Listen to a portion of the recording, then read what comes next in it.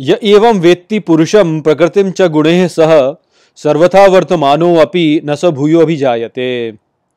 नमस्कार मित्रों, ये जो श्लोक है भगवद गीता के 13वें अध्याय का 23वां श्लोक है, जिसे हम आज गहराई से समझेंगे। तो आइए सबसे पहले इसके अर्थ को समझते हैं। तो जो श्लोक है वो कहता है, य एवं वेत्ति पुरुषम, अर्थात जो भी जानता है पुरुष को, प्रकृतिम च गुणैः सह, अर्थात प्रकृति को और गुणों को साथ में, सर्वथा वर्तमानो अपि, अर्थात किसी भी प्रकार से वर्तमान में होने पर भी, न स भूयो अभिजायते, अर्थात नहीं वह जन्म लेता।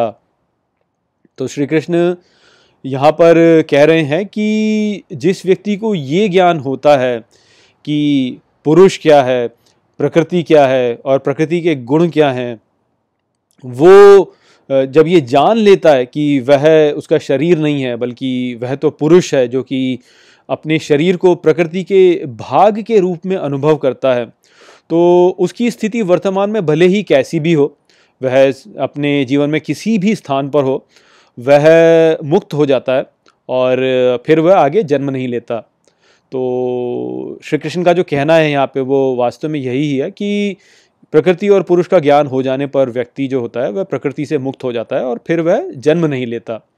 तो व्यक्ति जो होता है वह अपने जीवन में जो अपने कार्यों को करता है वह अपनी परिस्थितियों के अनुसार ही करता है, और परिस्थितियां जो होती हैं वह ऊपर नीचे होती रहती हैं, जिससे हम ये समझ सकते हैं कि जीवन में व्यक्ति को अच्छे और बुरे दोनों ही कार्य करने पड़ते हैं। व्यक्ति ऐसे नहीं कर सकता कि केवल अच्छे ही अच्छे कार्य करे, या व्यक्ति ऐसे भी नहीं कर सकता कि केवल बुरे ही बुरे कार्य करे। व्यक्ति अच्छे और बुरे कार्य दोनों ही करते हैं। अब यदि व्यक्ति जो है वो अच्छे और बुरे कार्य दोनों ही करते हैं तो फिर तो ऐसा होना चाहिए कि मुक्ति का कोई साधन ही नहीं होना चाहिए।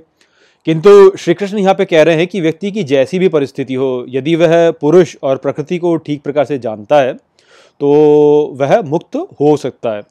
तो इसको हम इस प्रकार से समझ सकते हैं कि देखिए, व्यक्ति जो है वह किसी भी प्रकार के कार्य को करे, भले ही वो अच्छा हो या बुरा हो, यदि वो उसे अपने अहंकार के साथ में तादात्म्य करके करता है तो वो जो कार्य होंगे वे उसे बाध्य करेंगे ही करेंगे। और यदि व्यक्ति अपने अहंकार से तादात्म्य ना कर परम पुरुष के साथ में तादात्म्य करके अपने कार्यों को करता है तो फिर उसके कार्य उसको बाध्य नहीं करेंगे। तो इसे समझने के लिए हमें ये सबसे पहले समझना होगा कि कार्य जो हमें बाध्य करते हैं वह अच्छे और बुरे दोनों ही हो सकते हैं। ऐसा नहीं है कि अच्छे कार्य जो हैं वह हमें मुक्त करेंगे और बुरे कार्य जो हैं वो हमें बाध्य करेंगे। दोनों ही प्रकार के कार्य वास्तव में हमें बाध्य करते हैं यदि हम अपने अहंकार से तादात्म्य करें तो आप इसको भोजन करने के उदाहरण से ही ले लीजिए। तो हम ये तो जानते ही हैं कि पौष्टिक भोजन करना जो है वह अच्छा कार्य है, और यदि आप पोषणहीन भोजन खाते हैं तो वह फिर बुरा कार्य है। अब इस प्रकार से यदि आप देखें तो फल जो है वह तो अच्छे कार्य का अच्छा ही होता है और बुरे कार्य का बुरा ही होता है, किंतु आप देखिएगा कि कैसे ये बाध्य करते हैं। तो जो अच्छा भोजन है वो यदि आप खाते हैं, आप पौष्टिक भोजन खाते हैं, तो आपका जो शरीर है वह शक्तिशाली होता जाएगा, सुंदर होता जाएगा। तो इस प्रकार से आप देखिए कि आपके अच्छे कर्म का आपको अच्छा फल मिला, कि आपको एक स्वस्थ शरीर प्राप्त हुआ। वहीं पर यदि आप पोषणहीन भोजन खाते हैं तो आप फिर रोगों से ग्रस्त हो जाएंगे, आपका शरीर जो है वो दुर्बल होता चला जाएगा। तो आप देखिए कि आपके बुरे कर्म से आपको बुरा फल प्रदान हुआ। किंतु यदि व्यक्ति इन दोनों ही कर्मों को अपने अहंकार से तादात्म्य करके करता है तो आप देख सकते हैं कि ये दोनों ही कर्म वास्तव में बाध लेते हैं। अच्छा कर्म जो है वो यदि आपने अपने अहंकार से तादात्म्य करके कि आपने अच्छा भोजन खाया, और वो इसलिए खाया कि आप स्वस्थ हो सकें और फिर आप दूसरों को प्रभावित कर सकें, या आप सुंदर दिखें और आप समाज में जो है अपना नाम इस प्रकार से करें कि आप सुंदर दिखते हैं, तो फिर अच्छा भोजन करने से आपने अपने भीतर क्या उत्पन्न किया? आपने अपने भीतर आपने एक मान सम्मान का भाव अपने भीतर उत्पन्न किया, आपने अपने अहंकार को बढ़ाया। तो ये एक स्वार्थी मानसिकता है और ये आपको बाधेगी। ठीक उसी प्रकार से यदि आपने स्वादिष्ट भोजन के रूप से खा लिया, उसको पोषणहीन भोजन स्वाद के लिए खा लिया, तो उसमें भी आप फिर बाध्य होंगे उससे। तो आप देख सकते हैं कि यदि आप अपने लिए, अपने स्वयं के लिए आप कार्य कर रहे हैं तो अच्छे कार्य को करके भी वास्तव में आप बाध्य ही हो रहे हैं। आप स्वस्थ शरीर यदि इसीलिए प्राप्त करना चाहते हैं कि आप दूसरों को प्रभावित कर सकें और समाज में सब लोग बोलें कि अरे वाह ये देखो ये कितने सुंदर दिखते हैं या कितने बढ़िया दिखते हैं, तो तब आप अपने भीतर एक अहंकार की भावना उत्पन्न कर रहे हैं और आप स्वयं को बांध ही रहे हैं। हाँ, यदि आप अच्छा भोजन इसलिए कर रहे होते कि आप एक स्वस्थ शरीर से जो है फिर आप अपने समाज के लिए कुछ अच्छा करेंगे, तो फिर वह एक अच्छा कार्य होता और वह आपको तब जो है वह निस्वार्थ कार्य होता और आपको मुक्त कराता।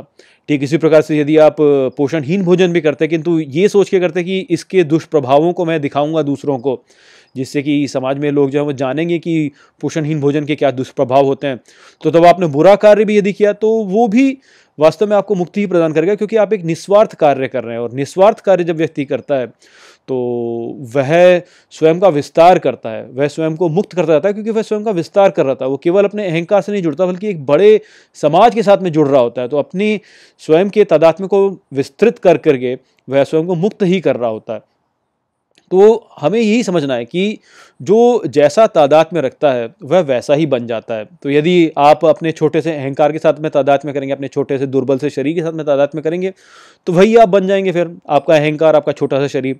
वहीं पे यदि आप अपने राष्ट्र से तादात्म्य करते हैं तो अपना राष्ट्र बन जाएंगे। फिर यदि आप मानवता से तादात्म्य करते हैं तो मानव बन जाएंगे फिर आप।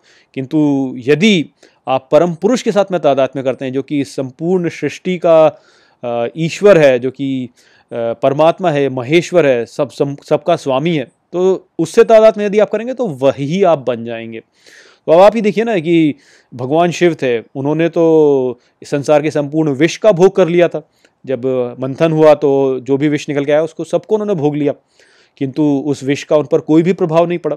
तो ये तो सबसे पोषणहीन भोजन है, ये तो हानिकारक भोजन है। इस प्रकार के हानिकारक भोजन का भी प्रभाव श्री भगवान शिव पर नहीं पड़ा।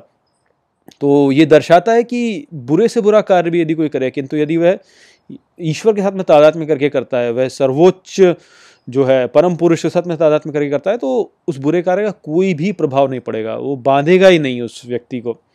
तो यहाँ पर श्री कृष्ण का संदेश यही ही है कि कोई भी परिस्थिति हो व्यक्ति की, यदि वह पुरुष और प्रकृति को समझता है, वो जानता है कि वह स्वयं पुरुष है, परम पुरुष है, जो कि इस संपूर्ण सृष्टि का ईश्वर है, जो कि वो है, यदि वो, तो फिर वो कुछ भी कार्य कर ले, वह कार्य उसको प्रभावित करेगा ही नहीं, वो बंधेगा ही नहीं उससे। तो यही विचार यहाँ पे था। आशा करता हूँ कि मैंने इस श्लोक को आपको अच्छे से समझा दिया होगा। चलिए इसी के साथ इस वीडियो को यहीं पे समाप्त करते हैं। नमस्ते।